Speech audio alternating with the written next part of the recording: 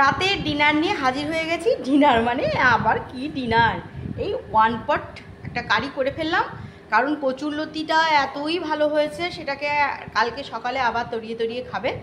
আর ফলে আর কিছু করলাম না, জাস্ট বেগুন দিয়ে দিয়েছি, বড়ি দিয়ে দিয়েছি, আর একটুখানি দেখো এই যে পার্সে দই চাকা সমস্ত মিশিয়ে কাঁচা লঙ্কা পেঁয়াজ ফোড়ন, কাঁচা লঙ্কা পেঁয়াজ আর 5 ফোড়ন দিয়েছিলাম, তার মধ্যে একটুখানি অল্প একটু রসুন দিয়েছি, দিয়ে মোটামুটি ভালো করে ভাজা ভাজা হয়ে যাওয়ার পর অল্প সর্ষে বাটা দিয়েছি। এবং এই যে নোনা মাছ দিয়ে যে তরকারিটা আমি করি বেগুন টেগুন দিয়ে, এখানে তোমাদেরকে একটা টিপস দিয়ে রাখি, যখন ঝোলটা টক করে ফুটবে এখানে কিন্তু ধনে গুঁড়োটা দিয়ে দেবে। ধনে গুঁড়ো মানে ধনে গুঁড়ো কষবে না, ধনে গুঁড়ো কষবে না, ধনেটা ঠিক নামাবার একটু আগে আগে ধনে গুঁড়োটা দিয়ে দিও, দেখবে তরকারির স্বাদটা অভূতপূর্ব হবে।